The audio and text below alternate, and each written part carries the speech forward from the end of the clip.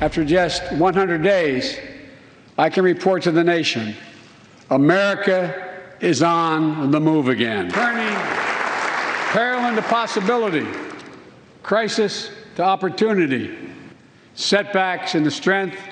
Thanks to Operation Warp Speed and the Trump administration, our country is flooded with safe and effective vaccines. Job openings are rebounding. So why do we feel so divided? Anxious. This will be the first time the response has upstaged the president.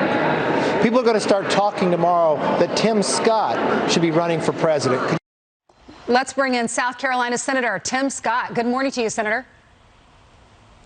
Ainsley, how are you? I'm Good doing to hear from well. a home state person. Yeah, I'm so proud of you. I know Good. that so many people in South Carolina just adore you and love your faith and your passion for this country. It was so uplifting, so compassionate, and many people are talking now. Do you think you'll ever run for president? Well, I've said it often that I'm not running for the presidency of my own homeowners association without much of a question, much less thinking about the highest office in the land. I do, however, want to be reelected as South Carolina's junior senator. What a blessing to live in a state where the possibility of redemption is real. And my life is a story of getting it wrong and then getting it right. So many American kids need to understand that this is a place, and you may be the person that can do the greatest things you've ever imagined. I didn't get any grievance from you last night. I just had an explanation where you came from, where you are, and where you want the country to go.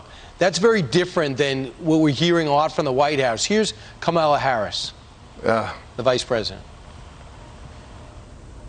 Senator Tim Scott said last night that America is not a racist country. Do you agree with that? And what do you make of his warning against fighting discrimination with more discrimination? No, I don't think America is a racist country, but we also do have to speak truth about the history of racism in our country and its existence today. And one of the greatest threats to our national security is domestic terrorism manifested by white supremacists.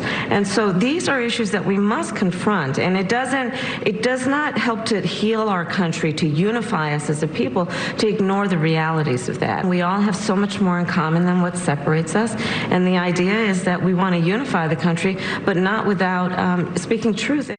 Are you not speaking truth, Senator? What do you think of that? Well, I'll just say that the response to my speech last night from the left was for me to mention that intolerance so often comes from the left, with words like Uncle Tim and the N-word being used against me by the left. And last night what was trending in social media was Uncle Tim. Yeah. And they doubled down on this concept of liberal oppression. It is stunning in 2021 that those who speak about ending discrimination want to end it by more discrimination. You look at COVID package. The COVID package itself discriminated against white farmers.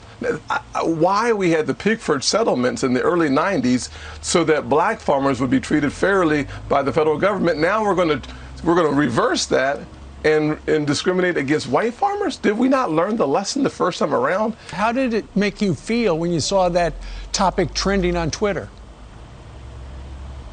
Well, you know, it was not upsetting, certainly, but it was so disappointing that those people who want to be respected and given the opportunity to live their lives any way they want to, they don't want the same thing for you and me, Steve. What they want for us is for us to stay in a little small corner and not go against the tide that they think is America. Their America and my America aren't the same America if, in fact, they think that discriminating is the fastest way to end discrimination.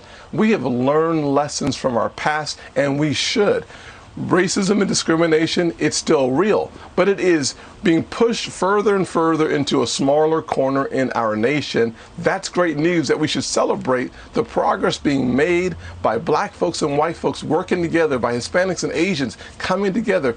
If you want to be an American, the door is wide open. The front door, by the way, is wide open to come in and add value to who we are, not be a part of destructive conversations that belittle individuals. I will agree with the Vice President on one thing. The internal struggle that we see in our nation, oftentimes led by the left, is a problem we can solve together. The American family is bigger than that. We should act like it. Is Black Lives Matter helping or hurting the coming together of the country? The foundation of Black Lives Matter with a communist paradigm is problematic. There's no doubt that all lives matter, and specifically in the law enforcement conversation, of course the focus is on Black lives versus what they've experienced. That's a healthy debate, but here's what's not healthy. It is not healthy for us to assume that every white officer is looking for a black person to violate their civil rights. It's not helpful for us to engage in a conversation where reality is thrown out the window, that we have not made progress.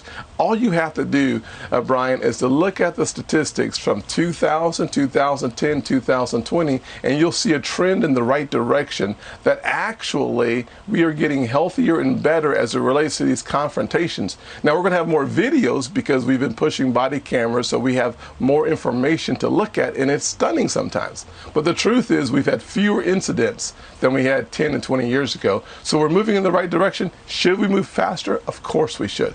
Are we moving pretty quickly in the right direction?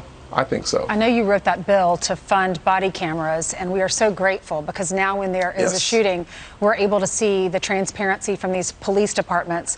And you said that the Democrats blocked the bill that you were trying to proposal you had for police reform after Breonna Taylor and George Floyd. And I understand you're meeting with George Floyd's family today. I'm sure they will appreciate that. What are you going to talk to them about? Well, I had the good fortune with President Trump to meet with 20 family members, I believe it was, to discuss the tension in the relationship between law enforcement and some folks in the communities of color.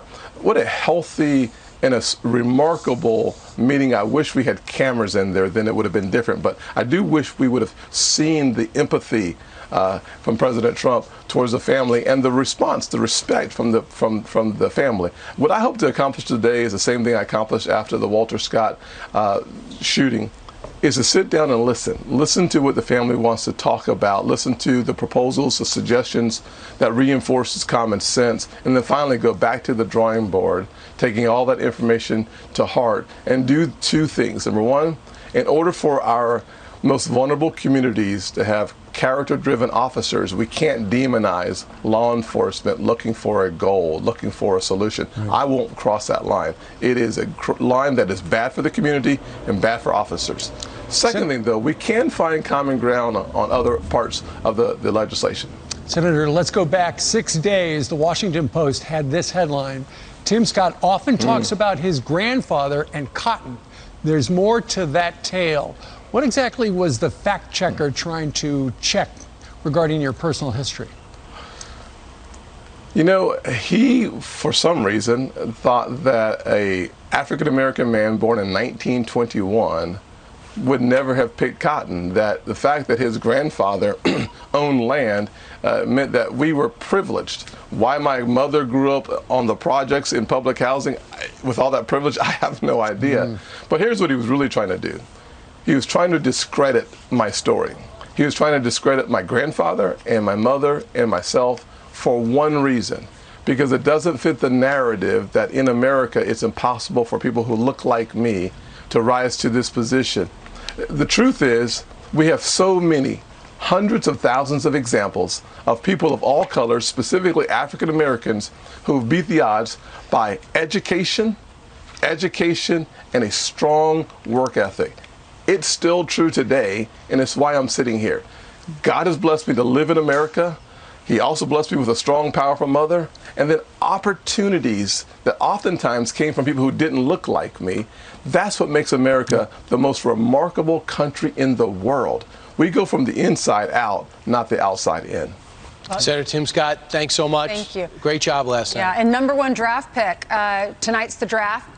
Trevor Lawrence from Clemson, from the great state of South Carolina. Right. Senator, thanks for being on with us. Yes, hopefully the Cowboys will trade up and get him, by the way. No, they got a quarterback. They're married to him forever. Right. All right. Thanks, Senator. I know we are.